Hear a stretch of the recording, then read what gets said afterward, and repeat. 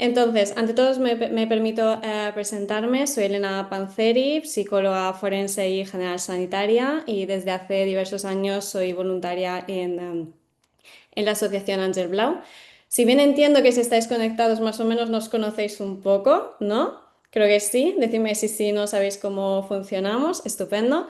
Igualmente nos presento también como asociación. Nosotros como asociación, Asociación Ángel Blau, trabajamos desde una perspectiva integral con la finalidad última de prevenir el abuso sexual en la infancia, acompañando a víctimas y a familias, además de abrir vías también de intervención y prevención respecto al victimario, ¿no? A niveles generales, ¿cuáles son nuestros objetivos? Brindar apoyo emocional, así como orientación profesional a las víctimas de abuso sexual en la infancia.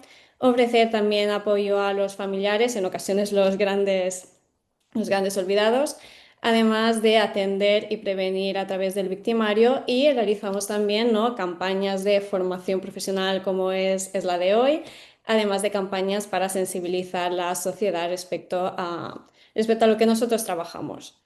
Hoy nos acompaña Antonio Cano Martín, un profesional con una trayectoria destacada y muy amplia que me ha sido muy difícil también resumir, dedicado principalmente a la justicia juvenil. Entre los datos claves de su experiencia, destaco que se trata de un psicólogo clínico especializado en intervenciones en la justicia juvenil con infractores. Ha trabajado como educador en centros cerrados y también como delegado técnico en medio abierto. Tony, me dices tú si me equivoco en algún dato, ¿de acuerdo? Desde 2005 trabaja como psicólogo en el equipo de medio abierto de Barcelona, bajo el Departamento de Justicia de la Generalitat de Cataluña.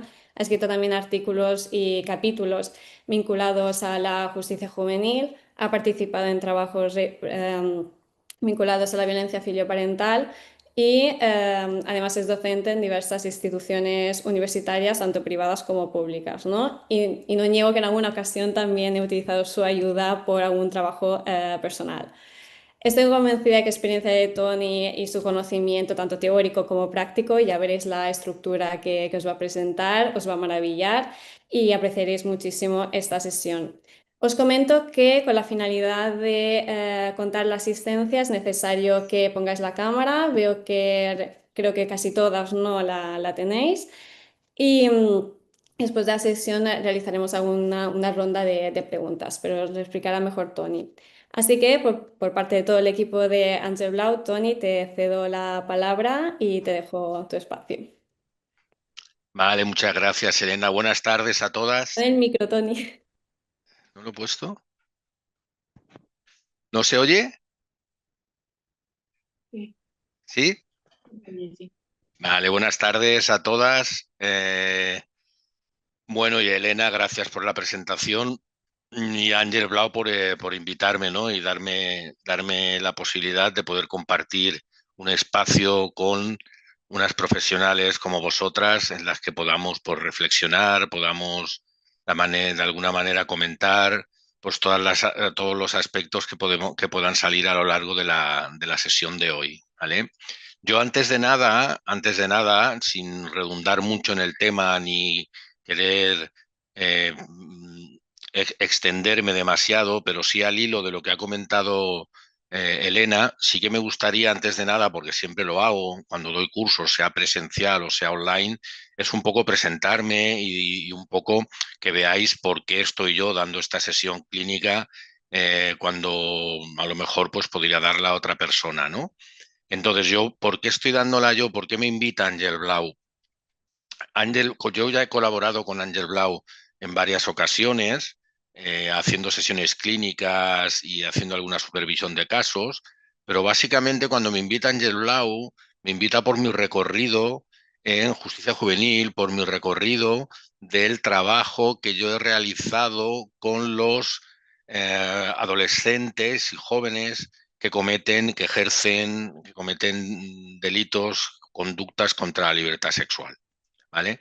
Entonces, ¿en qué se basa esta colaboración? Se basa en que yo, tal como decía Elena, yo he estado como educador en diferentes centros cerrados de justicia juvenil, he estado también como psicólogo en centros cerrados de justicia juvenil y ahora pues más o menos de los 34 años que llevo en la casa, pues unos 25 de psicólogo y de los cuales 20 ya llevo en medio abierto. Lo digo porque si hay alguna pregunta con respecto a lo que se trabaja en centros, no tengo ningún problema en contestarlo, porque ya estuve en su momento, pero sí que os quería decir que desde el 2005 ya sí que estoy en un entorno no privativo de libertad, ¿vale? Un poco luego, sí, en todo caso, hablamos un poquito de la contextualización judicial y tal, para que veáis dónde llevo a cabo la intervención terapéutica, pero sobre todo me gustaría dejar claro eso, ¿eh? Que si bien he trabajado en los dos dos roles y dos ambientes, ¿no? Dos entornos, perdón, sí que ahora ya llevo un buen tiempo, desde el 2005, que se creó la figura del psicólogo de Mediuver en, en medio abierto, en un equipo, para que os hagáis a la idea, como imagino que la mayoría seréis de aquí de Cataluña y los que seáis de fuera, pues más o menos os sitúo, pero un poco está la sede de mi equipo. Yo pertenezco a un equipo de medio abierto, ¿vale? De Mediuver, donde la sede central está en Sabadell. El equipo de Mediuver lo que hace es llevar a cabo el seguimiento de las medidas judiciales no privativas de libertad de los chicos que han cometido todo tipo de delitos y también los que han cometido delitos contra la libertad sexual. Están descentralizados, estamos descentralizados, hay 8 equipos de medio abierto en toda Cataluña, Lleida, Girona, Tarragona y luego 5 en Barcelona, y yo pertenezco al equipo Barcelona 3, que os suene, cuya sede está en Sabadell, ¿vale? Pero lo que damos es cabida a un gran trozo de la geografía catalana, porque damos servicios, son 11 compañeras y compañeros que son los técnicos de Mediuver, que son educadores sociales y que están descentralizados, y damos cabida desde Sardañola, la parte baja, Ripollet, Badía, luego damos Sabadell, Tarrasa, Manresa, Vic y Berga. O sea, es todo un poco la diferente geografía, las diferentes comarcas en las que está. Y como hay un coordinador, hay una administrativa y luego estoy yo como psicólogo de Mediuver, ¿vale? De todo el equipo, de todos los casos que me derivan, de todos los casos que ellos creen que bajo su seguimiento más educativo, más judicial, me han de derivar, pues me lo derivan. Y de alguna manera yo hago el seguimiento exhaustivo y terapéutico de estos casos, ¿vale? Entonces, lo que el tema de que nos compete hoy es la violencia sexual, ¿vale? Podríamos trabajar otro tipo de violencia, de problemática, pero hoy nos vamos a ceñir a trabajar la violencia sexual, ¿no? Porque así me lo ha pedido Ángel Blau y porque así me he preparado yo pues todo el material. Y entonces, como material de base, ¿vale? Antes de empezar a lo que sería el grueso de la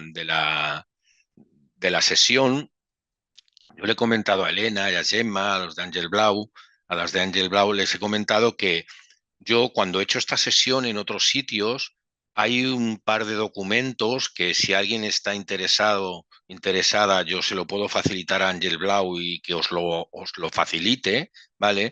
Porque hay una cosa que es importante, que, bueno, es un poco yo, como decía Elena, yo soy docente en muchos másters y de ISEP, también del máster de Psicología Forense y Criminal, y entonces también tutorizo TFMs, los trabajos final de máster. Y uno de las y yo también aprendo mucho de vosotras, ¿no? De las alumnas que yo tengo en el máster. Y uno de los TFMs que hicieron, que hizo una alumna, fue el ver si había algún perfil de jóvenes que cometían conductas contra, bueno, delitos, hablábamos de delitos contra la libertad sexual, en función de la edad de la víctima, ¿vale? Y ella lo estudió. Bueno, pues hizo su TFM, fantástico, y por un lado, pues salió el tema de lo que salió, ¿no? Que había como dos perfiles señalados y tal. Bueno, yo os recomiendo que quien quiera que lo lea, porque está muy bien, ¿no? En función de la edad de la víctima. Y paralelamente a este TFM que se hizo conmigo como tutor, que se hizo en medio abierto, ¿no? Cuando yo estaba ya en medio abierto, también hay un artículo de unos profesionales que hicieron la misma investigación, esto ya es una investigación, no es un TFM, y que está resumido en un artículo, pero en Centro Cerrado de Madrid, ¿vale? En Centro Cerrado de Madrid, para ver un poco si había algún perfil homogéneo de los agresores en función de la edad de la víctima. Entonces, bueno, ahí tenéis dos documentos que yo creo que os pueden servir, ¿no? Más el documento de base, que será un PowerPoint que por supuesto tendréis en vuestro poder. Yo lo he hecho con todo el cariño para Ángel Blau y para todas vosotras, ¿vale? Es un poco, además, me relaja el hecho de tener el PowerPoint, saber que luego os lo tengo que dar, o sea que luego os lo va a dar Ángel Blau, porque así, si no me da tiempo a todo, pues me relajo, ¿no? Y no me pongo nervioso de no llegar a todo lo que hay, porque en eso sí que suelo intentar ser como muy estricto conmigo mismo, pero luego quiero que seáis muy participativas y que realmente la sesión sea muy útil. Entonces, prefiero que sea útil y que haya reflexiones y que haya comentarios y que haya participación antes de que ir al PowerPoint filparranda, porque el PowerPoint siempre se queda ahí y las reflexiones que puedan salir de la sesión, pues no. Entonces, junto con la grabación, que me consta que tendréis, pues también tendréis, yo si queréis les paso ya esos documentos, tendréis esos dos documentos que os he comentado y tendréis el PowerPoint que yo he realizado, ¿vale? Y luego también tendremos unos casos prácticos que si no nos da tiempo a comentar todos, como mínimo, que también los podáis tener para que los podáis trabajar y comentarlos en otro momento, si os parece bien. ¿Vale? Entonces, a nivel de material, eso, a nivel de estructurarnos la sesión, yo os digo un poco la idea que yo tengo. Y luego lo tengo claro que la formación en adultos es basada en la interacción. Puedes plantearte una cosa y que luego salga otra. Entonces yo tengo un esquema, tengo un guión, ¿no? En la cabeza, pero que eso luego se puede moldear en función de nuestras necesidades, ¿vale? Entonces yo lo que os propongo, lo que os propondré será más o menos, entre todo lo del PowerPoint, la mayoría de lo que se dé tiempo a hacer, la parte, dijéramos, más gruesa, ¿no? Que le llamo yo la más teórica, más tocha, para entendernos, ¿no? Un poco sería la primera parte, más o menos sobre las 7, 7:15. Ya le he comentado a Elena que me avise por si acaso me queda poco o mucho todavía. Y entonces luego haríamos un parón por si alguien quiere comentar algo sobre lo comentado hasta ese momento y luego como mínimo trabajaríamos un caso, como mínimo uno, ¿vale? Como mínimo uno que lo tenéis también en el PowerPoint. Como mínimo trabajaremos un caso y si nos da tiempo a más, pues trabajaremos más casos. Yo tengo preparados tres, ¿vale? Para que un poco los podamos trabajar en función de que veáis un poco una anamnesis muy cortita, que os he hecho, para luego un poco reflexionar todas juntas y que me preguntéis todo sobre los casos para que veáis un poco qué intervención terapéutica yo hice en su momento. Son casos que ya han pasado, que ya han acabado, para no dar casos de ahora. Me ha parecido más idóneo de que ya estuvieran acabados por si sale el tema y poder hablar de cómo acabó toda la intervención, ¿vale? Esa sería un poco a nivel de estructura, si os parece bien. Para a las 8, como muy tarde, acabar yo, para que de 8 a 8:30, pues entonces ahí sí que todas las preguntas que os, por favor, iros anotando, ¿vale? A lo largo de la sesión, lo digo para no ir interrumpiendo, a mí no me importa, que me interrumpáis en algún momento, pero lo digo más que nada porque igual a alguien le apetece hacer una pregunta, la otra persona está súper concentrada, es complicado, ¿no? Entonces yo, si os parece, después de los casos, llegamos a las 8 más o menos, que me deje yo esa media hora para todas las preguntas que queráis hacerme. Yo, desde mi punto que sepa y humildemente, pues os contestaré y a las 8:30 pues acabaríamos tal como está prevista la sesión, que son 3 horas de sesión. ¿De acuerdo?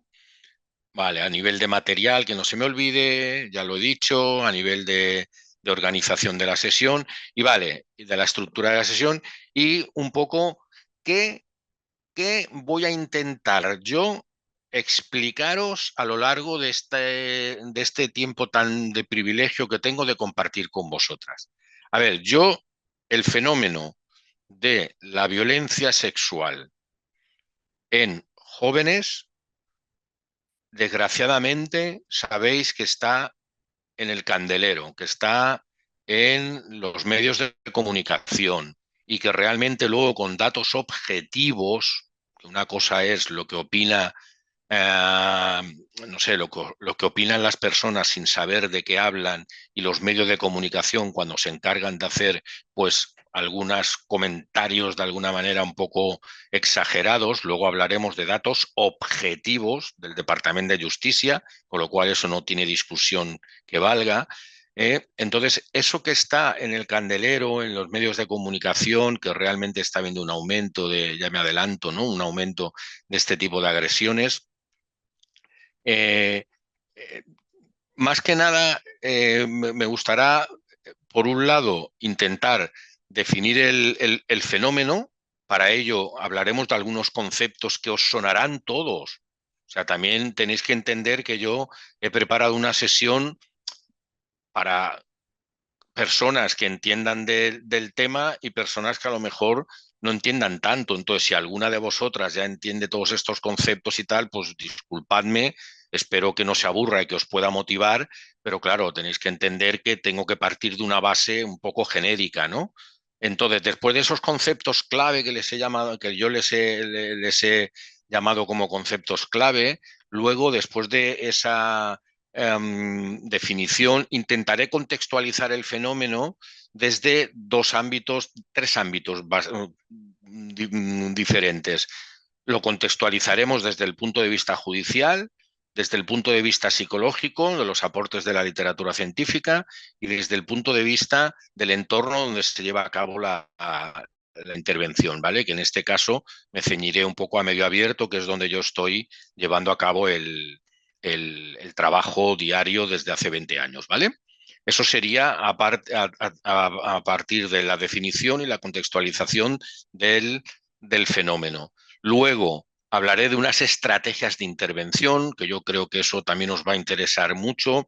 Contad que es una sesión, no es un curso, ¿vale? De aquí pueden salir otras colaboraciones con Ángel Blau si se viera adecuado, ¿no? Pero claro, contar, poneros en mi lugar, empatizar conmigo de que en 3 horas y queriendo trabajar algún caso, las estrategias de intervención os hablaré de 2 o 3 por encima, para que un poco veáis cuáles son las que yo normalmente utilizo, que hay muchísimas más y que posiblemente si el docente de la sesión en vez de yo fuera otra persona, igual hablaría de otras, pero yo ya que tengo el privilegio de estar con vosotras, os hablaré de las que a mí me funcionan y las que a mí realmente llevo utilizando en la intervención a lo largo de los años, ¿vale?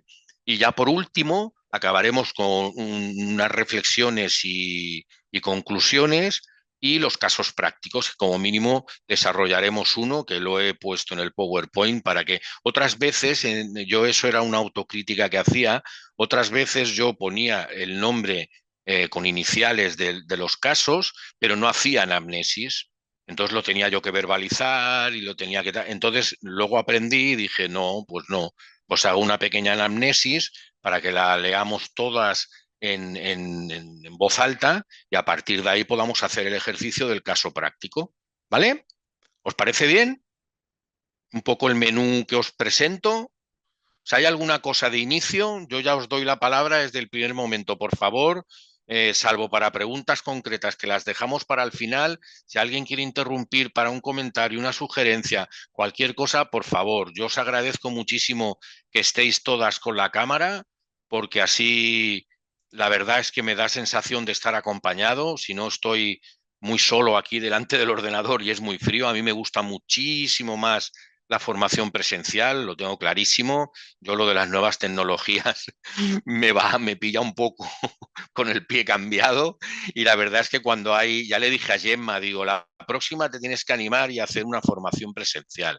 porque es más contacto, más intercambiar. Aquí, claro, es como más frío, tiene que esperar, hay una solitud, vosotras también delante de la cámara. Bueno, es más complicado, pero bueno, también tiene sus ventajas. Podéis estar muchas más personas conectadas y llegar a la sesión que si a lo mejor nos hubieran convocado hoy en Barcelona y a lo mejor podría haber ido muchísima menos gente, ¿no? Con lo cual, pros y contras, bienvenida a la tecnología y aceptemos lo que también tiene de bueno, ¿vale? Vale, pues entonces, sin más preámbulos, si alguien quiere comentar algo de mi rol, dónde lo llevo a cabo, algo, luego lo vamos a comentar más, pero si hay alguna duda o alguna cosa de inicio, por favor, os animo. Y si no, yo lo que voy a hacer, voy a compartir el Power y vamos a empezar. En el Power, como veréis, yo voy a alternar. El Power lo pongo, yo no quiero ser esclavo del Power, pero el Power he aprendido de que lo tengo que poner. Este fin de semana pasado he estado en un congreso de psicología jurídica y forense y me preparé un PowerPoint, vamos, súper estresado porque estaba de la hostia, porque estaba invitado a una mesa, ¿no?, de expertos, y al final luego cogí y no lo puse. O sea, lo dije todo sin mirar al PowerPoint, sin mirar a la cámara, ¿no?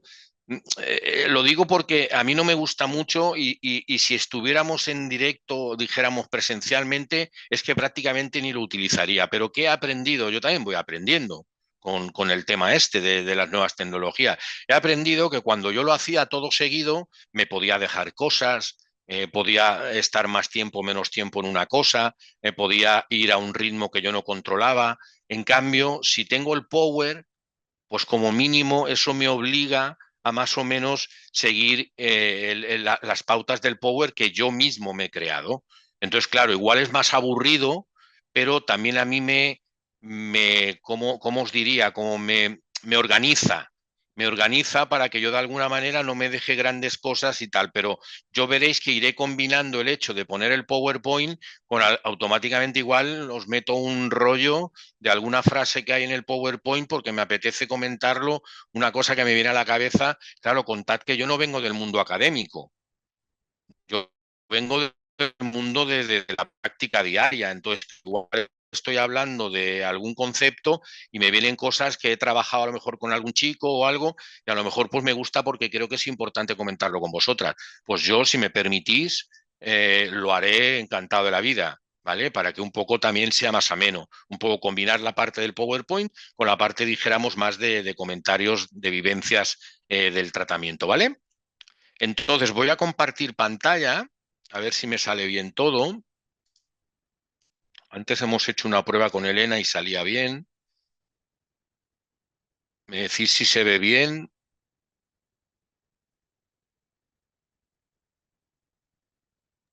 ¿Se ve bien el Power? Sí. Vale, perfecto. Vale, pues vamos a ello, ¿vale? Si no hay ningún comentario, vamos a ello, que me apetece mucho compartir este espacio con vosotras y a ver si sale, sobre todo, es prácticamente una obsesión, es que os sea útil, ¿vale? Que os sea útil y que sea práctico, dentro de lo que supone que hay que dar teoría y que hay que explicar cosas como son importantes en este tipo de cuestiones, ¿vale? A ver, lo primero, conceptos clave que yo creo que se tienen que tener en cuenta cuando estamos hablando de jóvenes que cometen conductas contra la libertad sexual. Jóvenes, ¿eh? Ahora os diré de qué se trata, qué son jóvenes para mí, de qué jóvenes estamos hablando, ¿vale? Pero primero, conducta abusiva. Conducta abusiva que en el título. La conducta abusiva es cualquier conducta en la cual un sujeto, en este caso un adolescente, o bien por poder, o bien por sexo, o bien por una serie de cuestiones, ejerce violencia normalmente. Aquí estamos hablando de conductas abusivas, ejerce violencia sobre otros sin que haya su consentimiento. La libertad sexual estaría relacionada con esto. Todo ser humano tiene derecho a ser libre desde el punto de vista sexual, como no puede ser de otra manera. Y el tema este del consentimiento os lo quería comentar porque esto es un cambio de paradigma. Yo os haré bastante referencia a este congreso de psicología forense y judicial donde he estado y ha sido fantástico, fantástico, ha sido genial, de la Sociedad Española de Psicología Jurídica y Forense y del Colegio de Psicólogos, ha sido genial, de un nivel tremendo, y se han hablado muchas cosas del tema. Y una de las cosas que salió en diferentes mesas redondas que he podido ir, de mesas de expertos, simposium y tal, es precisamente este cambio de paradigma que supone cuando llega la conocida como la ley del solo sí es sí. ¿Vale? Cambia el paradigma, ya la mujer, porque estamos hablando desde el punto de vista de la perspectiva de género, lo tenemos que tener bien claro, la mayoría de víctimas son mujeres, bueno, o chicas, mujeres me refiero sexo femenino, ¿vale? Y normalmente, aunque también hay del género del sexo masculino cuando se trata de niños, pero si va subiendo la edad, normalmente son mujeres. Entonces, el cambio de paradigma en el consentimiento es que ya lo que se va a evaluar, lo que se va a tener en cuenta es si la persona consiente, o sea, no el no es no, no hace falta decir no, es que lo que hace falta es decir sí. Esto es un cambio de paradigma importante que hay que trabajar mucho a nivel terapéutico con los chicos que han cometido este tipo de conductas abusivas. No lo entienden, se lían, mezclan, no acaban de entender bien este cambio de paradigma, y los profesionales que nos dedicamos a ello tenemos que estar muy formados en el tema para poderlo trabajar, porque si no, nuestra intervención será totalmente deficitaria. ¿Vale? Yo voy comentando, ¿eh? La diferencia pedofilia, pederastia, abuso sexual. El abuso sexual ya hemos comentado lo que es, pero aquí sí que me gustaría hablar un poco de la diferencia que hay entre pedofilia y pederastia. Yo no sé si vosotras sois psicólogas, si sois educadoras, trabajadoras sociales, criminólogas, habrá de todo, pero un poco de la pedofilia se habla de una parafilia, es un trastorno a nivel sexual, que es la atracción que se tienen por niños, púberes y prepúberes, pero no es un delito la pedofilia. La pedofilia es una parafilia, ¿vale? Lo que es un delito es la pederastia, porque la pederastia sí que es realizar conductas abusivas sobre niños púberes o prepúberes. Esa es la diferencia. Si hay cualquier cosa me paráis, ¿eh? Pero esa es la diferencia radical entre pedofilia y pederastia. Una cosa es un trastorno de las parafilias que se llaman y que están en el DSM-5 y está todo recogido, y otra cosa es la pederastia, donde sí que hay la comisión de la conducta delictiva. Otra de las cosas que quiero siempre aprovechar para comentar es el tema de que no tenemos que ser muy cuidadosos con el lenguaje. Y no me gustaría que después de esta sesión siguiéramos hablando de pornografía infantil. La pornografía tiene alguna connotación, ya sé que sería muy discutible lo que voy a decir, pero tiene alguna connotación de que de alguna manera tú, aunque sea obligada por el tema económico y tal, pero das como una especie de consentimiento de trabajar en eso. Pero la pornografía infantil no se puede hablar de que el niño esté aceptando hacer eso. Con lo cual a mí me gustará más hablar de material de explotación sexual infantil, lo que se denomina Messi, que un poco, bueno, para a la que os guste el fútbol, puede ir bien el tema de acordaros de Messi, porque a veces también estas reglas nomotécnicas van bien, ¿no? Messi, con una S, material de explotación sexual infantil. ¿De acuerdo? Luego, empezamos en cosas ya también de conceptos que luego nos extenderemos, pero en cosas como llama más legales. ¿Qué son menores inimputables? Los menores inimputables son aquellos que son menores de 14 años. Por eso os he dicho, ahora concretaremos cuando yo hablo de jóvenes que cometen conductas contra la libertad sexual, ¿a qué me refiero? Son menores de 14 años. En España, con la ley Menores Imputables, Justicia Juvenil, la ley 5/2000, que se llama Ley Orgánica de Responsabilidad Penal del Menor, son aquellos chicos, juzga a aquellos chicos entre 14 años y 18 menos un día. Es importante lo de menos un día, ¿eh? Porque puede haber algún caso de que están saliendo de fiesta a celebrar un cumpleaños, uno no tiene los 18 años por horas y acaba, y esto me pasó, esto creó jurisprudencia, y uno acaba cometiendo un delito de homicidio y acaba entrando en un centro de menores y otro amigo que estaba también de fiesta, ya tenía los 18, acaba en prisión. O sea, lo de los menos un día es importante.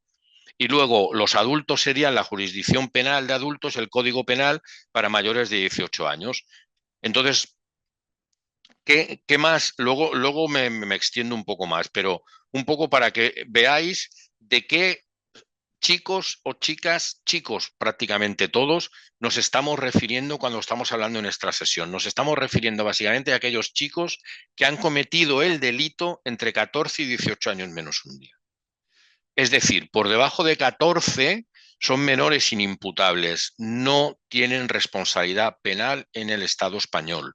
Nos guste o no nos guste, haya más comentarios sociales, jurídicos. La historia está así a día de hoy. Por menores de 14 años son menores inimputables. Por encima de los 14 hasta los 18 años menos un día son los que cometen el delito, son los de la jurisdicción de menores. ¿De acuerdo?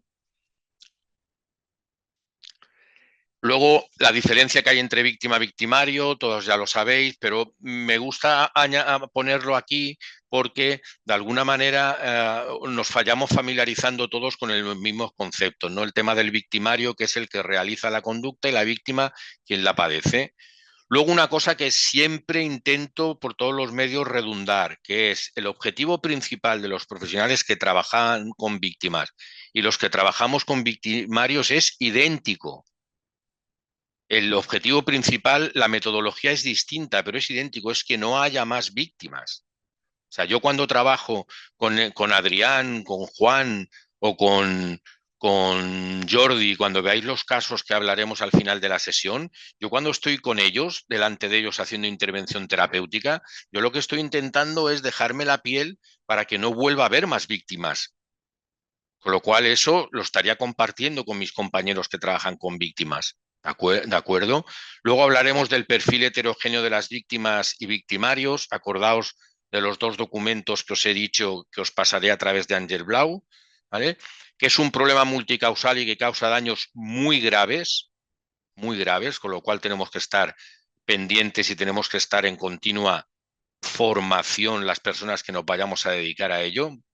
Y luego quería añadir como concepto clave, como último concepto clave, quería añadir el tema de la prevención. Que aunque yo esté ya en la prevención terciaria, cuando los hechos ya se han cometido, yo os animo a todas que cuanto más campañas de prevención y vosotras podáis hacer un trabajo preventivo, mejor que mejor. ¿Vale? Yo sigo, ¿eh? Si nadie me para, voy siguiendo.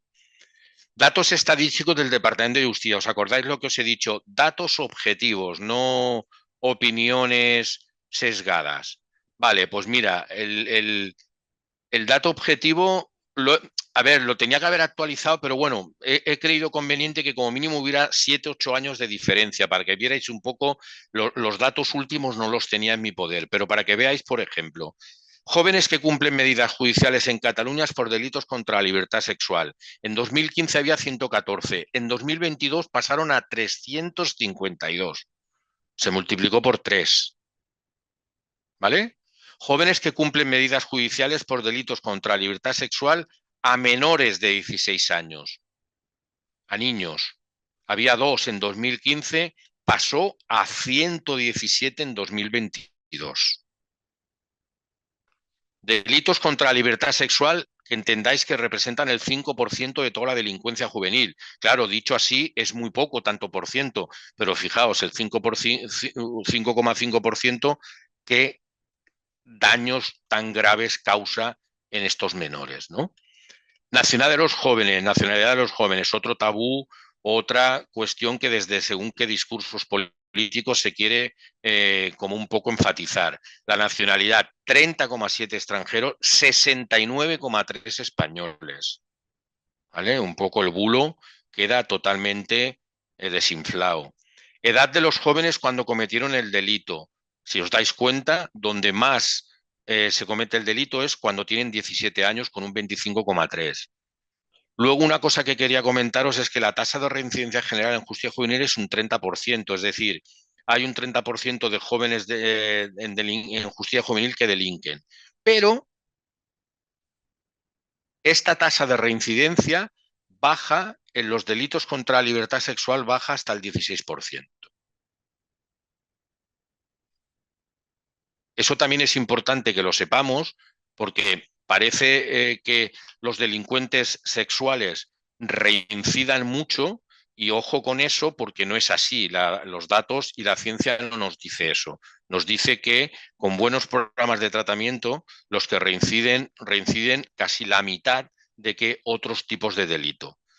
Luego, menores abusadores que han sufrido abusos sexuales en su infancia. Esto es muy, muy grave y tenemos que tenerlo en cuenta a la hora de trabajar con ellos.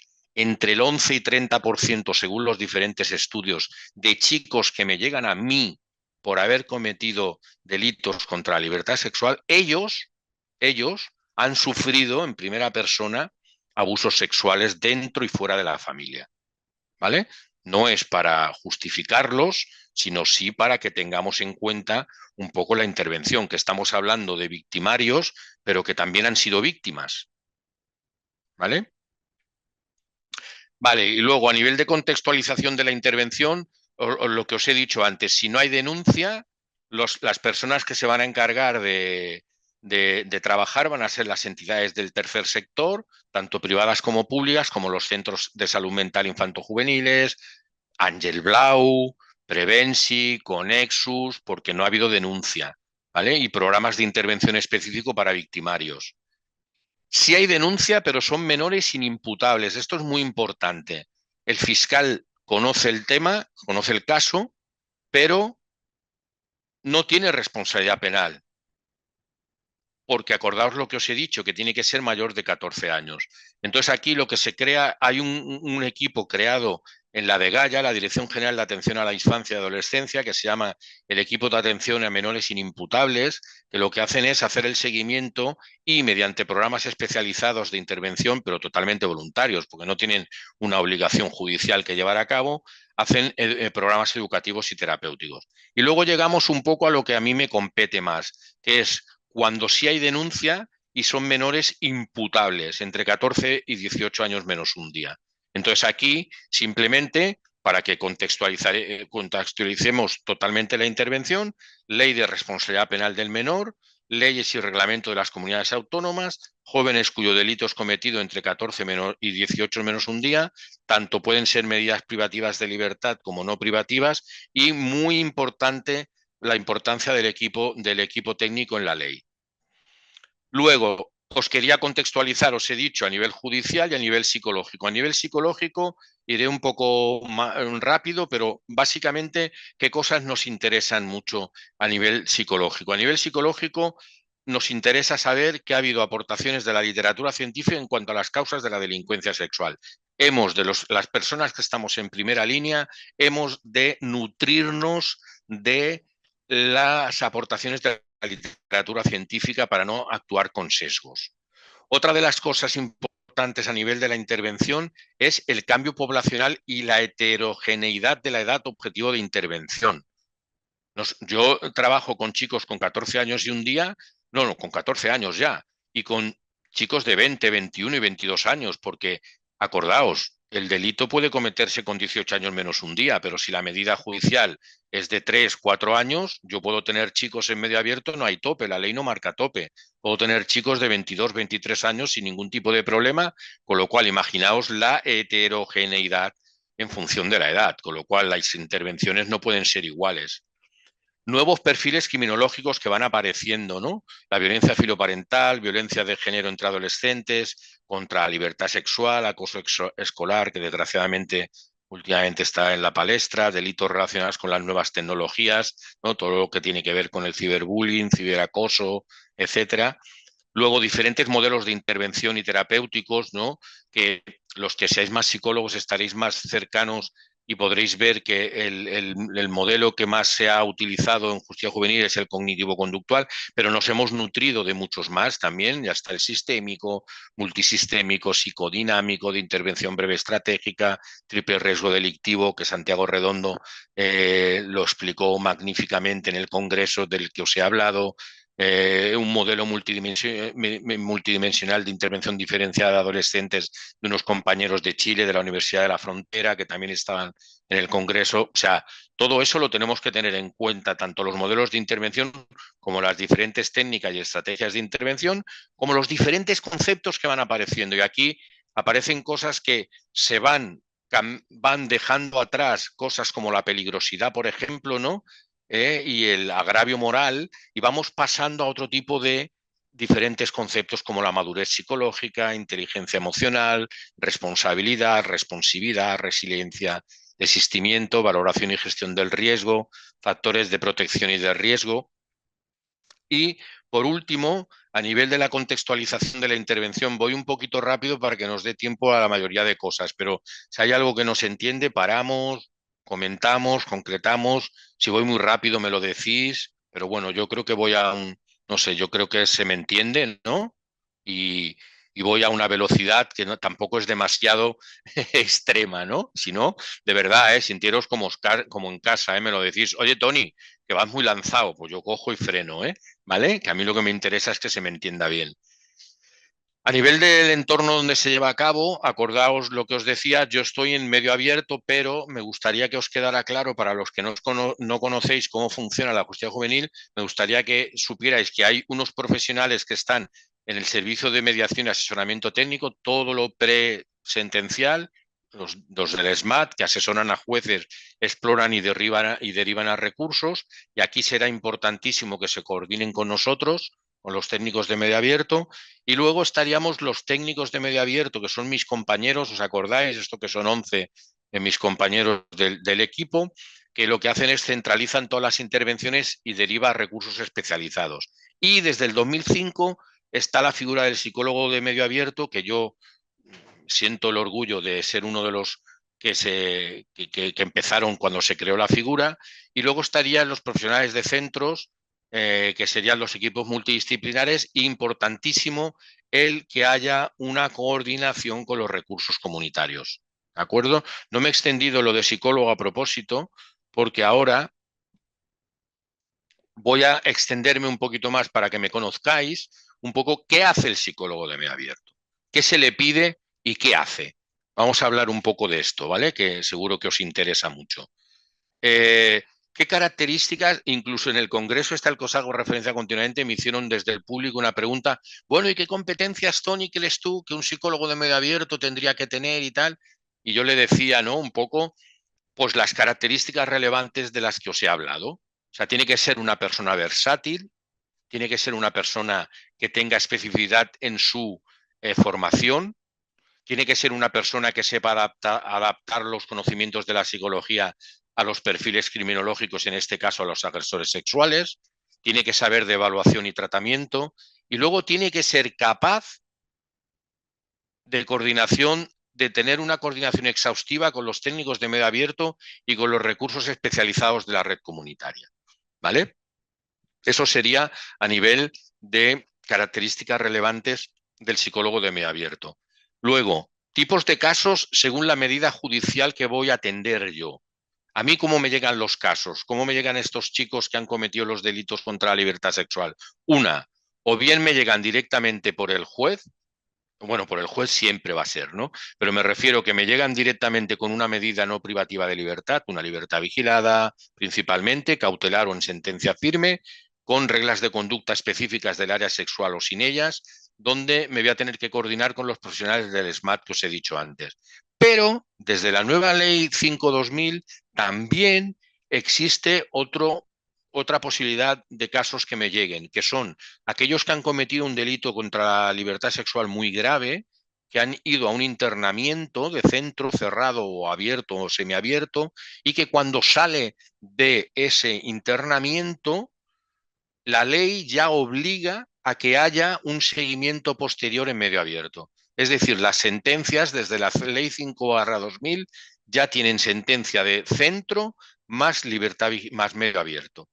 Con lo cual, un chico sabe que cuando entra en centros, por ejemplo, os pongo un caso, 3 años de internamiento en centro más 3 años de libertad vigilada. Él ya lo sabe desde el juicio, desde la sentencia. ¿Vale? Esto se hizo un poco porque antes de la ley, yo me acuerdo cuando trabajaba en los años 90 en todo el tema, claro, los chicos salían sin pasar por este periodo de medio abierto y salían directamente de haber estado en un internado totalmente cerrados, salían a la calle. Eso era como algo, una aberración, ¿no? Eso ahora ya no pasa, ¿de acuerdo?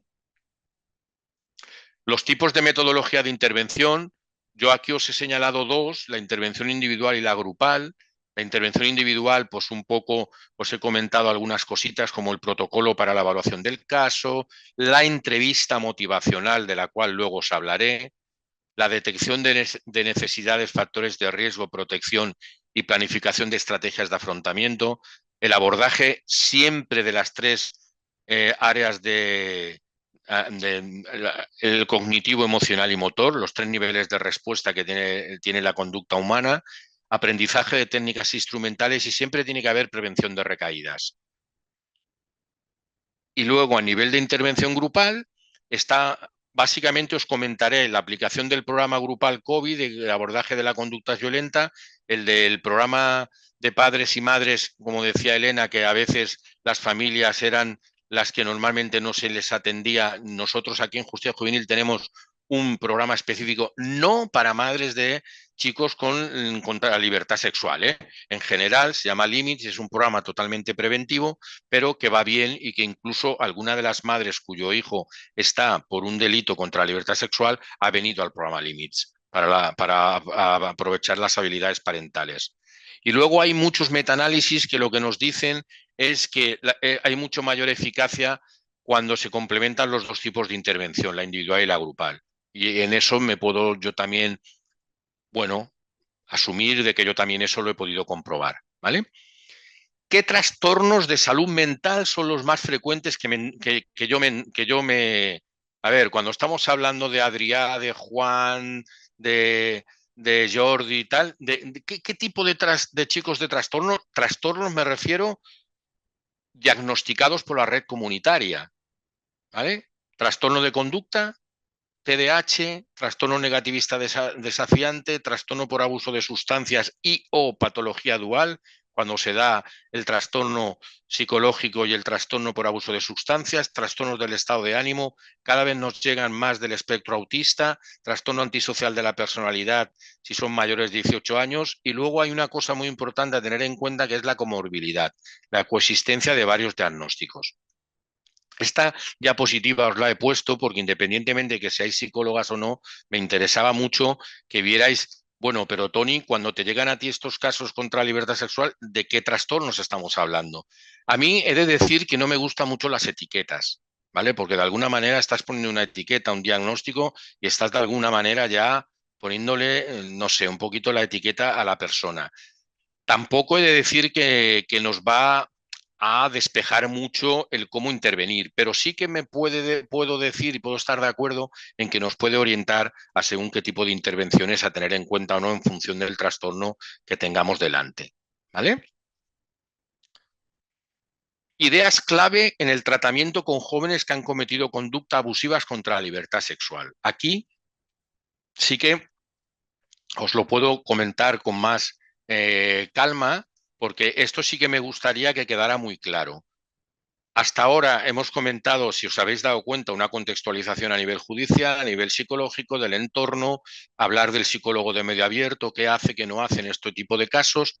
Bueno, qué hace, no, todavía no lo hemos hablado, pero sí que qué chicos son los que le llegan normalmente. Pero aquí ya estamos hablando de cosas ya de tocar, de que, bueno, Tony, ¿qué ideas son clave? ¿Qué vas a trabajar? ¿Qué trabajas con ellos? ¿Vale? Luego me dices cómo, pero ¿qué vas a trabajar? Y aquí hay alguna serie de cosas que yo os quiero comentar desde el principio. Primero, el trabajo del proceso de responsabilización. Y aquí os voy a diferenciar entre responsabilización objetiva y subjetiva.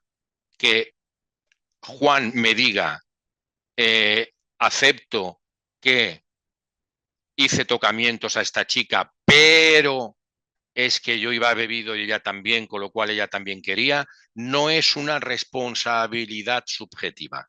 La responsabilidad objetiva es admite el hecho, pero no lo dice desde el punto de vista de su responsabilización, sino hay un locus de control externo diferente. Eso no se puede dejar ahí en la responsabilidad objetiva. Hemos de llegar hasta la subjetiva, que realmente Juan admita que ha sido él el que ha decidido totalmente el, el hacer tocamientos a la persona. O Adrià a su prima, o Jordi a los chicos, a los niños que entrenaban en básquet, ¿vale? Por decir los casos que luego conoceremos. Luego, las fases del proceso por las que pasa cualquier chico normalmente son la negación, minimización, justificación, responsabilidad objetiva, subjetiva y afrontamiento. Obviamente esto no es lineal, ¿no? Luego, el abordaje de la conducta delictiva atendiendo a las áreas cognitivo, emocional o afectiva y motora o conductual. ¿Os acordáis que lo he dicho antes? Para mí, si no se interviene en los 3 niveles de respuesta, la intervención es totalmente deficitaria, lo tengo clarísimo. Y luego aprendizaje de técnicas instrumentales como la reestructuración cognitiva, el control emocional, la asertividad. Luego cosas más concretas como desarrollo de las áreas prioritarias y transversales, que me interesa mucho que lo sepáis cómo funciona, la educación afectivo-sexual, información básica sobre una educación afectivo-sexual saludable y basada en los valores feministas. Esto se tiene que trabajar a nivel transversal con cualquier chico que haya cometido este tipo de delitos. La empatía, aquí os haría la diferencia entre capacidad empática cognitiva y la capacidad empática a nivel emocional, ¿vale? Una cosa es ponerme en lugar de lo que la chica a la que he agredido piensa y otra muy diferente es ponerme en lugar de la chica a la que he agredido siente. Aquí siempre hemos de intentar trabajar con la capacidad empática emocional para romper realmente sesgos y para romper cuestiones rígidas. Y luego a nivel de valores, que es lo que se trabaja, las ideas clave, lo que se trabaja es un poco el desarrollo de valores prosociales y feministas mediante la técnica del dilema moral. Bueno, no puedo extenderme, pero para que sepáis un poco en qué se basa la técnica del dilema moral, se trata de poner ante una situación donde haya dos valores totalmente antagónicos y donde se le dice al sujeto sin que nosotros opinemos, por supuesto, porque si no se crea el efecto de la deseabilidad social y van a decir lo que tú quieres que digan, ¿no? Entonces tú únicamente estás de manera objetiva, les escuchas y ellos se tienen que posicionar qué harían A o B, pero lo importante del dilema moral no es el que contestan, sino el por qué lo contestan. El razonamiento moral es impresionante. Mira, todavía se me sigue poniendo la piel de gallina cuando explico estas cosas, con lo cual todavía me queda mucha cancha y todavía me queda mucha, muchas ganas de seguir trabajando en el tema, porque cuando trabajamos los dilemas morales es tremendo la situación que se crea, ¿vale? Y luego, por último, como idea clave última, está la prevención de recaídas en cuanto a que claro, nosotros tenemos que ver si lo que se ha ido trabajando a nivel de las diferentes cosas que hemos ido trabajando, si realmente ante factores o situaciones de riesgo parecidas, con los factores de protección que tiene el sujeto y con las estrategias de afrontamiento asumidas dentro del proceso terapéutico, si Adrià, Juan y Jordi ante situaciones parecidas a las que había, porque iguales nunca hay dos situaciones iguales, van a volver a hacer lo mismo. Porque si van a volver a hacer lo mismo o hacen lo mismo, nuestra intervención, algo hay que volver a retocar, algo hay que volver a replantearse, algo ha fallado. ¿Vale? Entonces la prevención de recaídas es fundamental, es importantísimo, es totalmente necesaria para poder abordar todo aquello a nivel preventivo para que no haya nuevas recaídas. ¿Vale? Esto es muy, muy complicado de trabajar, pero la verdad es que da muy buenos resultados cuando lo trabajas sobre todo a nivel individual o grupal también, pero más que nada para que ellos sean conscientes de lo que nosotros denominamos el programa individual de autocontrol, para que ellos sean conscientes si realmente ante situaciones parecidas van a volver a hacer lo mismo, porque entonces nos tenemos que replantear la intervención. ¿Vale? Y luego, por último, que esto iría de abajo, entrecomillado, que me he equivocado, que es un punto aparte, que es la importancia de implicar a la familia en el tratamiento. No lo olvidéis nunca. En el caso de Jordi lo analizaremos, pero es importantísimo el trabajo que se hizo cuando se trabajó con los padres que realmente negaban ni se creían que Jordi había podido hacer la barbaridad a la que se le acusaba y cómo lo sobreprotegían y cómo eso estaba haciendo un efecto paradójico, estaba protegiendo al chico y él se estaba escudando en sus mecanismos de defensa. Y gracias al proceso terapéutico pudo elaborar de que realmente lo había hecho y se le pudo trabajar con la familia. Es importantísimo trabajar con la familia en todos los casos de violencia en justicia juvenil, pero los casos de agresión sexual también, ¿eh? Vale, aquí me gustaría comentaros cosas que tienen que ver con la realidad cotidiana de lo que yo me encuentro y fijaos lo que os he puesto. Causas más, uh, más normalmente que en terapia por los propios adolescentes, más habituales que se dan. Fijaros qué cosas, está todo entrecomillado, ¿vale? Porque son frases que están sacadas totalmente de lo que me dicen ellos, ¿eh? O sea, yo no he puesto ni una coma. Entonces, por ejemplo, yo lo que he hecho ha sido agruparlos para que lo tuvierais más claro. Lo que he hecho ha sido agruparlos en los conceptos o constructos que se trabaja. Pero para la falta de empatía, ¿qué me dicen ellos? No era consciente del daño que hacía a otra persona. Pensaba en mi satisfacción sexual. Me da igual cómo se sintiera ella. A nivel de distorsiones cognitivas, si iba bebida como yo y quería besarme, podía hacer sexo consentido también. Estuvimos toda la noche tonteando, quería rollo seguro. Si no se queja es que le gusta. Déficit en control de impulsos. Estaba muy excitado y era mi oportunidad. No sé qué me pasó, tuve un impulso y actué. A día de hoy no sé qué me pasó y por qué no lo puedo controlar. Falta de educación sexual y modelos saludables basados en el respeto. Lo veía cuando visualizaba pornografía y me excitaba. Quería hacerlo y no sabía cómo. No he tenido nunca relaciones sexuales ni pareja. Búsqueda de nuevas sensaciones experimentando poder. Son más pequeños que yo y no podrán poner resistencia. Soy su entrenador y no se opondrán. Me harán caso porque me respetan y soy una figura de autoridad. Este es de Jordi, todo era de Jordi, que luego comentaremos el caso, y este de la falta de, no, perdón, la de distorsiones cognitivas es de Juan. Lo digo para que luego lo comentéis, lo veáis cuando lo estemos comentando. No conciencia de estar haciendo conducta abusiva hacia nadie. Este es importante, es muy difícil de trabajar. Veo pornografía infantil, pero yo no hago daño a nadie. Me excitan las prácticas que veo, pero yo no las hago. Nunca haría esto que estoy viendo. A nivel de oportunidad y vulnerabilidad de la víctima, esta bebida es mi oportunidad. No sufrirá, se divertía y no se acordará. Estamos solos en mi casa y ha venido conmigo. Puedo hacerlo porque no se enterará. Eso de esta bebida es mi oportunidad, no sufrirá, se divertirá y no se acordará. Eso tiene mucho que ver con lo de la que ahora desgraciadamente está tan de moda, lo de la sumisión química, ¿no? Que también hubo una ponencia en, en el congreso al que os digo, ¿no? Donde se hablaba de las diferentes drogas que se utilizaban para someter químicamente, ¿no? a la, a la víctima, a la mujer, ¿no? Y poder así, poder aprovecharse y poder cometer abusos sexuales. Esto lo voy a pasar porque son pruebas diagnósticas que yo no creo que sea el objetivo de la ponencia. Lo he puesto por si alguien lo quiere ojear y me quiere comentar alguna cosa, pero yo ya me iría a las estrategias de intervención. A nivel de estrategias de intervención, yo solamente os quiero comentar la entrevista motivacional, el programa de conductas violentas y el programa Limits con las familias, ¿vale?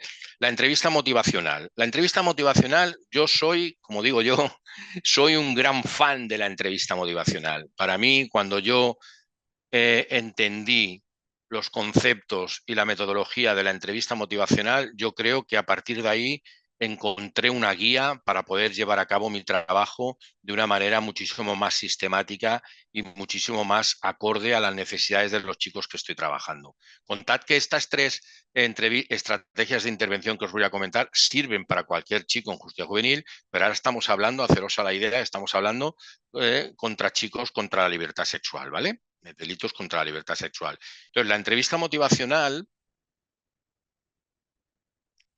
Os la explico así. Bueno, es un estilo de conversación colaborativo cuyo propósito es reforzar la motivación y el compromiso de la persona con el cambio. No es un truco, no es un truco para hacer que las personas cambien, sino que es un modo de activar su propia motivación y sus propios recursos para cambiar. Eso de escuela está mal, ¿eh? Esto no vendría aquí, ¿vale? Es un estilo terapéutico centrado en la persona donde la ambivalencia es el escollo más habitual que hay, ¿vale? La ambivalencia que todos tenemos como seres humanos, ¿no?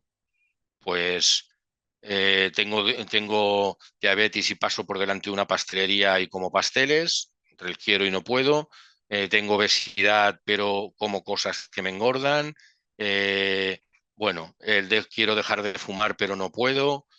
La ambivalencia que tenemos todos también la tienen estos chicos, ¿de acuerdo? Ellos pueden saber la ambivalencia de que ellos saben que está mal la conducta que hacen, pero no pueden, por alguna explicación, ¿eh? No pueden porque no pueden, sino no pueden por alguna explicación y acaban ejerciéndola. Bueno, pues esa ambivalencia la tenemos que trabajar. ¿Qué procesos, qué procesos son por los que atraviesa la entrevista motivacional? La entrevista motivacional tiene 4 procesos. La vinculación, que es el fundamento de la relación, el enfoque, que es la dirección estratégica, el evocar, que es preparar para el cambio, y la planificación, que es el puente hacia el cambio. Voy rápido porque a mí lo que me interesa simplemente es que tengáis una pincelada de las 3 estrategias de intervención que yo he decidido compartir con vosotras hoy, ¿vale? Entonces, eh, ¿qué más? Las diferencias que hay entre el modelo de la entrevista, dijéramos, al uso, más informativa, y la del modelo motivacional, bueno, pues son que la del informativo da consejos expertos, intenta persuadir, repite consejos, actúa con autoridad, es rápido. En cambio, el modelo motivacional estimula para pasar a la acción, favorece el posicionamiento ayudando a la reflexión, resume los puntos de vista, actúa colaborando para ayudar a decidir al cambio, es de aplicación progresiva. Que nadie quiera hablar de la entrevista motivacional y crea que los cambios van a ser rápidos. Eso todas las que estáis trabajando con chicos, adolescentes, sabéis que eso no es posible, ¿vale? Entonces será de aplicación progresiva. ¿En qué se basa? No quiero ponerme muy técnico por si hay personas que no conocen el modelo, pero estos modelos de estado de cambio de Prohaska y Di Clemente, que son los autores de los que hablan de este modelo de estadios de cambio, que lo que dicen estos autores es que el sujeto que tiene algún tipo de problemática, ellos lo hablan, bueno, lo crean, dijéramos, no lo hablan, lo crean para el abordaje de las drogodependencias, ¿de acuerdo? Y concretamente para el consumo de alcohol, y lo que hacen es que hablan de diferentes fases o estadios por los que pasa el sujeto. La contemplación, donde no hay ninguna conciencia de problema, la contemplación donde ya hay alguna conciencia pero no hay absolutamente ningún paso a la acción, los cambios activos donde ya sí que hay conciencia y cambios para cambiar esa, valga la redundancia, para cambiar esa conducta, el mantenimiento y la consolidación. Pero fijaros que hay aquí una de esto, no sé si se ve con el cursor, pero pone la recaída, porque la recaída antiguamente era como una cuestión explicada por el vicio, ¿no? O por la decadencia moral que tenía el sujeto, que no era capaz de hacer lo que tenía que hacer. Con los modelos paradigmáticos contemporáneos y concretamente con el de Prohaska y Di Clemente, se ve que la recaída es un momento que en cualquier momento puede estar el sujeto. O sea, la persona puede en cualquier momento recaer y tener que volver otra vez a las diferentes fases del estadio, de los estadios de cambio. ¿Vale? No me quiero extender más, si hay alguna pregunta luego me la hacéis, pero más que nada es para que tengáis un pequeño boceto, un pequeño aperitivo de lo que significa el modelo de Prohaska y Di Clemente y por qué junto con Miller con 2 Ls y Rolnik con 2 Ls también, que son los creadores de la entrevista motivacional. Entre el modelo de estadios de cambio más la entrevista motivacional es cuando se crea, dijéramos, la entrevista motivacional con la que podemos nosotros trabajar con estos chicos adolescentes tan problemáticos. Aquí os he querido ir destacando alguna diapositiva de algunas formas que tiene el joven de cuando estamos delante de él, pues nos va a argumentar, nos va a retar, menosprecio, hostilidad, hablar por encima, cortar el discurso, culpabilizar, excusarse, minimizar, ser pesimista, desgana hacia el cambio, ignorar sin contestación, silencio absoluto, comportamientos que nosotros tenemos para influir, ¿no? Para trabajar esos comportamientos precisamente que ellos van a intentar no llevar a cabo, pues el escuchar activamente, el atenuar los argumentos del otro, controlar los factores irritantes, no entrar en los espirales defensa-ataque, no etiquetado de los comportamientos, verificación de la comprensión y resumen. Y yo hay una cosa que es de cosecha propia, que siempre lo digo a todas las alumnas que tengo en todos los cursos que voy y quería compartir aquí, que son tres valores que a mí me han ayudado a lo largo de toda mi larga trayectoria en trabajo en justicia juvenil, que es ser paciente, ser prudente y ser honesto con ellos, ¿vale? Cosas que yo creo, conductas que yo creo que no están justificadas bajo ningún concepto cuando estamos trabajando como profesionales con este tipo de sujetos, mentirles, por muy duro que sea lo que hay que decirles, tenemos que evitar la ansiedad de gustar. Cuando estás delante de una entrevista motivacional, muchas veces lo que intentamos es que el ambiente sea bueno, que el sujeto se sienta cómodo. Eso está muy bien, pero eso serían, dijéramos, las cuestiones logísticas. Pero nunca podemos perder de vista que el objetivo nuestro no es que él se sienta cómodo. El objetivo nuestro es que Jordi no vuelva a agredir a ningún niño. ¿Vale? Entonces ahí está la diferencia radical y que yo aquí sí que me pongo contundente en que no tenemos que ser obsesivos con la ansiedad de gustar. Si están cómodos, bien, si no, pues el objetivo es el que no tenemos que perder de vista nunca. ¿Vale? La rigidez, acordaos de la versatilidad de la que yo os comentaba al principio cuando hemos hablado de las cuestiones del psicólogo de medio abierto, no ser rígidos y el no controlar emociones. No nos podemos poner al mismo nivel que se ponen ellos, no podemos perder el control, no podemos perder los estribos. Tenemos que mantener la calma, tener mucha empatía para ser capaces de poder ponernos en el lugar de qué le ha llevado a hacer eso, por qué se actúa de esa manera y no de otra, con lo cual hemos de tener una capacidad de autocontrol importante. Y las habilidades, por último, habilidades para aproximar la motivación. Yo os pongo siempre este decálogo, que son 10 habilidades que me gustaría que os sonaran como mínimo, que seguro que las utilizáis todas en vuestro trabajo, pero que a lo mejor yo lo único que después de la sesión me agradecéis es que le he puesto nombre y lo he sintetizado, pero esto os tiene que sonar a todas seguro, porque lleváis las que lleváis tiempo en esto segurísimo y las que acabáis de empezar también. Por ejemplo, a escuchar activamente, no es lo mismo escuchar que oír, no es lo mismo. Aquí yo siempre digo lo mismo, hay que ponerse en el lugar de que si la persona se siente escuchada es cuando realmente estaremos haciendo una escucha activa, ¿vale?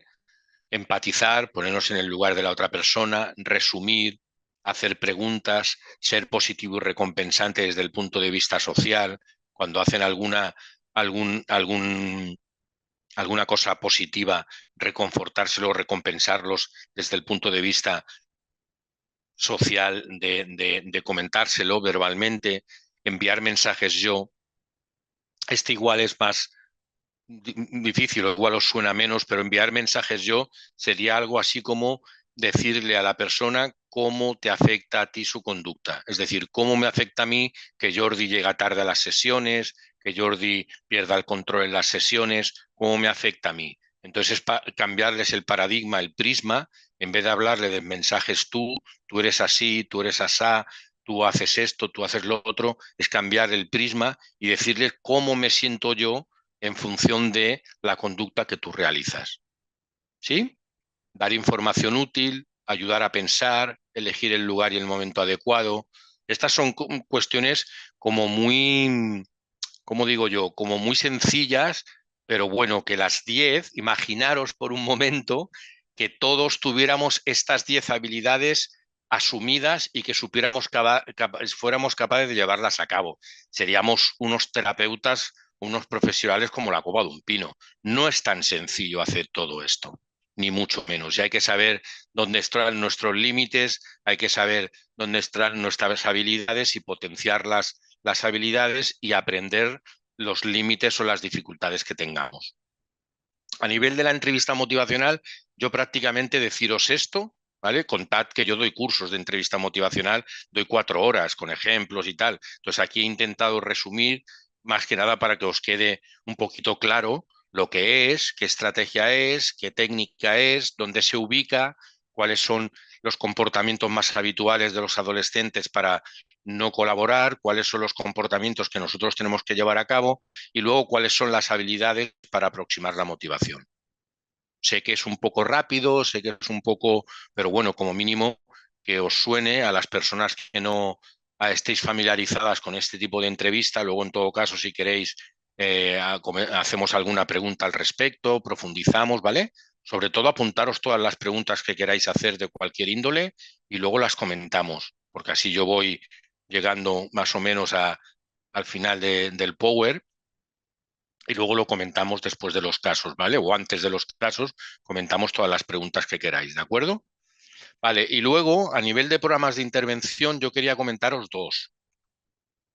El, el programa de conducta violenta o COBI, programa de conducta violenta, y el programa de habilidades parentales que aquí en Cataluña se lleva a cabo el LIMITS, ¿vale? Os he puesto el nombre del programa porque yo era muy reacio a poner, no, porque igual copyright, no sé qué, derechos de autor, y resulta que hubo una alumna un día que me dijo, Tony, no te preocupes si está en Internet.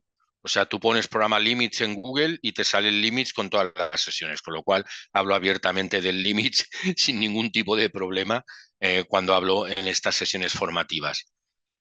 Vale, el programa de conductas violentas, ¿qué áreas deficitarias son las que trabaja? ¿De qué trabajo? Tanto a nivel grupal como individual, con Jordi, con Juan y con Adrià. ¿Qué es lo que trabajo? Pues mira, se trabajan áreas deficitarias como la impulsividad, el déficit en el pensamiento lateral, la rigidez cognitiva, la baja tolerancia a la frustración, pensamientos distorsionados o deformados, déficit en las relaciones interpersonales, locus de control externo, responsabilidad siempre al otro, déficit de empatía, egocentrismo, inestabilidad emocional, resistencia al cambio, déficit en estrategias de afrontamiento. Todas estas áreas deficitarias son las que el programa abarca, ¿vale? Quiere abarcar. ¿Qué constructos del programa? Estos constructos serían como, para que os hagáis a la idea, son a nivel de constructos son estos y se traducen metodológicamente en diferentes módulos del programa. Por ejemplo, hay un módulo de autocontrol emocional, que se trabaja aquí las técnicas del control de la ira, la impulsividad, el análisis funcional de la conducta, etcétera, etcétera. Luego hay otro de habilidades sociales y asertividad. Luego hay otro de resolución de problemas interpersonales. Hay otro de todos los pensamientos deformados y distorsiones cognitivas, que es un tema que también fui en una mesa de expertos en el Congreso donde hablaban de las distorsiones cognitivas que cometían los agresores, tanto de violencia doméstica como de violencia sexual. Las distorsiones cognitivas que son las que ellos tienen el argumentario para que ellos seguir haciendo el mismo tipo de conductas que les ampara su cognición, ¿no?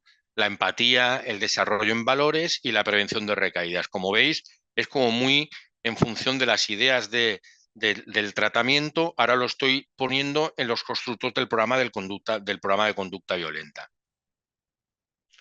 El modelo de intervención general, vuelvo a decir, sin querer ponerme demasiado técnico, porque creo que habrá de todas las habrá de todos, estaréis psicólogas, trabajadoras sociales, educadoras, pero sí que me gustaría hacer nada, sin céntimos del tema, en cuanto a que vierais un poco en qué se basa este programa de conducta violenta y cómo yo lo trabajo, porque es importantísimo que me entendáis cómo trabajo yo con estos chicos que han cometido delitos contra la libertad sexual, que veáis un poco cómo trabajo. El tema es, primer punto, bueno, lo pongo aquí, queda más bonito. Vale, primer punto, el análisis funcional de la conducta. Aquí lo que les explicamos es un poco que las conductas tienen unos antecedentes que las elicitan o las explican y que tienen unas consecuencias negativas y positivas y a corto, medio y largo plazo, ¿vale? Eso sería un poco el análisis funcional de la conducta sin ponerme teórico, para que lo veáis, ¿de acuerdo? Luego, la intervención sobre los 3 niveles de respuesta. Esto siempre lo digo, aprovecho cualquier espacio formativo para decirlo. Si no se hace una intervención sobre los 3 niveles de respuesta, la intervención nuestra será deficitaria. Entonces, aquí, ¿qué hacemos? Las intervenimos a nivel cognitivo. ¿Qué técnicas utilizamos? La reestructuración cognitiva, la resolución de problemas, la técnica de detección del pensamiento. A nivel emocional hay una técnica que me encanta comentar siempre porque yo pensaba que no daba resultados y da muy buenos resultados, sobre todo a nivel grupal, que es la técnica de relajación progresiva de Jacobson, sobre todo, que Jacobson lo que hace es que se relajen a través de la relajación de la musculatura mediante la tensión, distensión, la relajación mediante la respiración diafragmática, y luego la relajación por evocación a nivel cognitivo. Y luego a nivel motor hacemos todo el tema del programa de asertividad, cómo mejorar la asertividad. Aquí se hablan de los tres estilos de comunicación, el agresivo, asertivo, pasivo, y se incide en las bondades del estilo asertivo. ¿Vale? Aquí es muy importante trabajar con estos chicos porque dicen, no, si yo no he perdido el control. Bueno, cuando trabajas con ellos en la impulsividad y las pérdidas de control, lo que yo les explico siempre, siempre les explico, es el tema de cómo funciona, esto se llama la curva de la hostilidad o la curva de la ira, ¿vale? Cómo se trabaja con ellos el tema de la pérdida de control. Y bueno, veis que la curva de la hostilidad lo que dice es que la pérdida de control no tiene un ámbito lineal, sino es en forma de curva, y que las técnicas del control de la ira tienen una situación muy importante en el tema del abordaje de la conducta violenta en este tipo de chicos, ¿vale? Las 4 técnicas del control de la ira que yo normalmente trabajo con ellos es el tiempo muerto, la distracción del pensamiento, la autoinstrucción positiva y la relajación progresiva de Jacobson. Y luego, otras intervenciones diferentes a las técnicas del control de la ira, estaríamos en los valores y la empatía. Los valores, cómo los trabajo con dilemas morales, y la empatía con el programa para el desarrollo de la empatía. Y luego, por último, está el programa de prevención de recaídas, que ya os he comentado, programa individual de autocontrol. ¿Vale? Las técnicas instrumentales ya las he comentado y esto sería un poco, fijaros que voy rápido, pero lo que me interesa mucho es antes de llegar a los casos que sepáis, vale, Tony, más o menos entiendo lo que haces. Cuando yo os hable de qué hice con el Jordi, que sepáis un poco a qué me refiero cuando hable de cómo trabajaba la impulsividad, a qué me refiero cuando hablaba de la empatía, capacidad cognitiva, capacidad empática emocional. Un poco eso es lo que estoy intentando, daros un sinsentis de la entrevista motivacional a nivel individual, y programas grupales también se pueden llevar a cabo individuales, como es el programa de conducta violenta, el COBI, y como ahora sería el de habilidades parentales de padres y madres, que sería el programa LIMITS. Y aquí lo que se define es, el programa LIMITS es un modelo de intervención psicoeducativa estructurada en 8 sesiones, orientada a ayudar a los padres y madres a reforzar su función educativa y modificar pautas educativas no funcionales, con el objetivo de contribuir a limitar o evitar las conductas de riesgo y transgresora de sus hijos. ¿Qué trabajamos en el programa Limits? En el programa Limits tengo un power también que tenía ahí, pero que no creo que me dé tiempo a comentar, pero como mínimo que sepáis un poco el programa Limits. ¿Qué hace? El programa Limits, eh, a través de 8 sesiones de 2 horas, lo que hace es trabajar conceptos como la resolución de conflictos, la pérdida de control, identificar objetivos, identificar problemas, un poco todo eso se va trabajando para, de alguna manera, ir. La metodología de las sesiones es, siempre hay un referente y un correferente, se llega, se saluda, se explica, luego se hace una discusión en grupo y se mandan tareas para la siguiente sesión. Entonces se retroalimenta un poco el tema de lo que se aprende en la sesión con lo que se le manda que se generalice la conducta o el aprendizaje a lo largo de la semana que estamos sin vernos. De un día a otro día pasa una semana, ¿vale? Entonces, mediante esta estrategia de generalización de aprendizajes, los padres y madres, prioritariamente madres, he de decir, las madres que vienen al programa Limits, normalmente lo que nos suelen decir, yo ya llevo, el programa Limits también lo llevo yo. O sea, aparte de las sesiones terapéuticas individuales y grupales, el programa Limits, el referente soy yo con un compañero o compañera mío.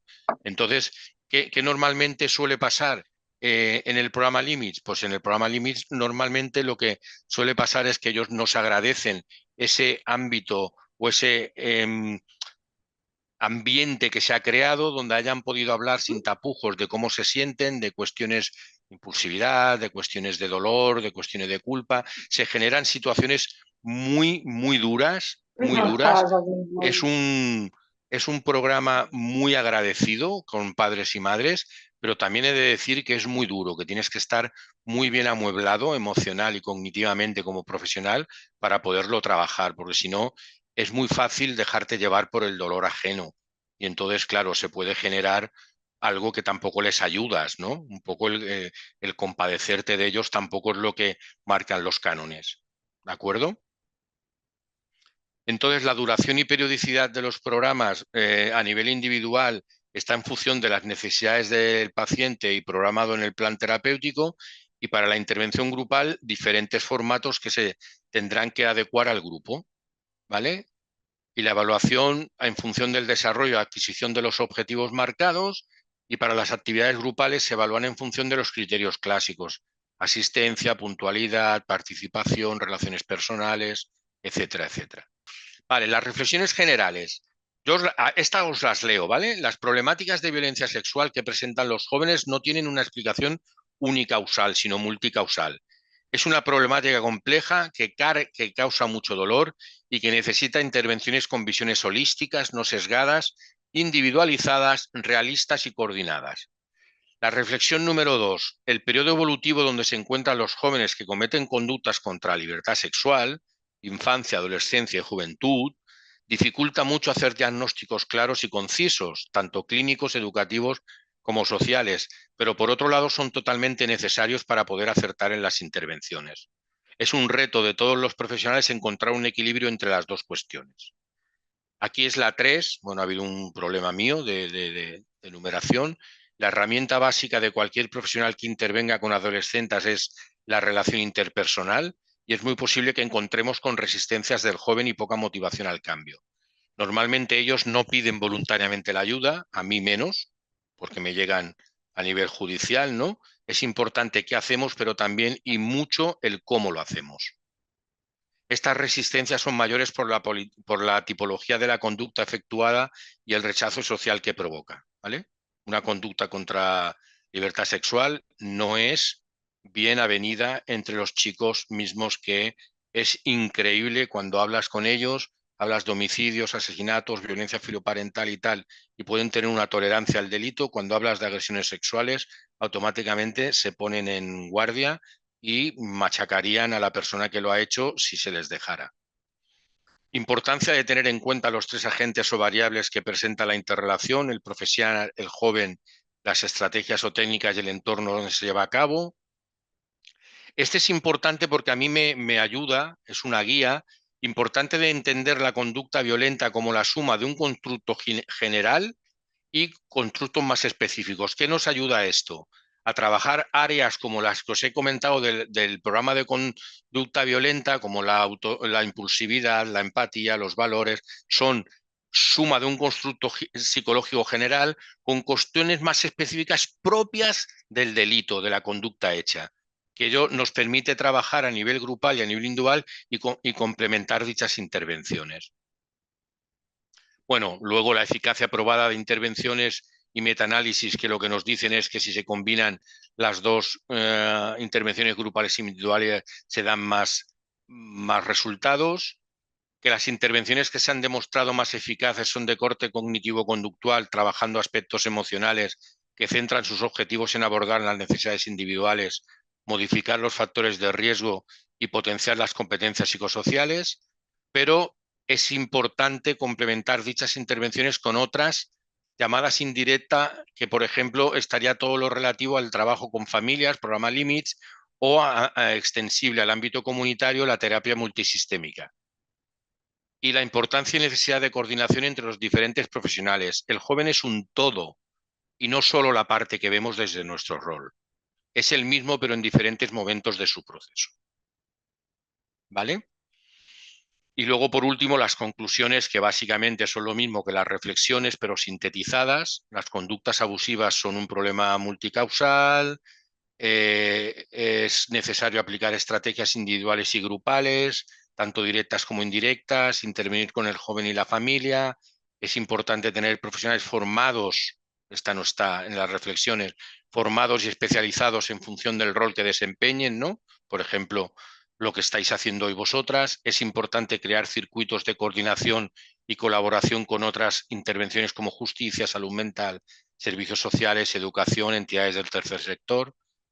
Es importante y necesario invertir en políticas de prevención en instituciones y organizaciones prejudiciales con el fin de intervenir sobre el fenómeno de manera transversal antes de que haya víctimas. Yo siempre insisto en esto. No os preocupéis, no me quedaré desgraciadamente sin trabajo. Todo lo que sea a nivel preventivo, genial. Y es importante, esto lo dije yo en mi ponencia, es importante y necesario que el mundo académico y el aplicado, los profesionales que intervenimos directamente, se coordinen, complementen y retroalimenten para crear ciencia aplicada. O sea, no podemos vivir el uno sin el otro. Allí había como muchas investigaciones teóricas que sin la ciencia aplicada no sirven porque no se aplican, pero al revés también. Los agentes que somos de intervención aplicada o directa tenemos que estar nutridos de la literatura científica para poder abarcar desde la literatura científica, no desde sesgos. Y esto sería todo, cual me ha dado tiempo, básicamente. No sé si he ido muy rápido o no, me gustaría que por favor me lo digáis. Bueno, pues nada, yo me despido de todas vosotras, ya hemos acabado la sesión. Si hay cualquier cosa, lo comentáis a las responsables de Ángel Blau, yo le haré llegar los materiales que me he comprometido con vosotras a Ángel Blau, que os lo haga llegar. Y nada, seguimos en contacto para lo que queráis. Tenéis mi mail aquí en la última. Uy, esperar un momento.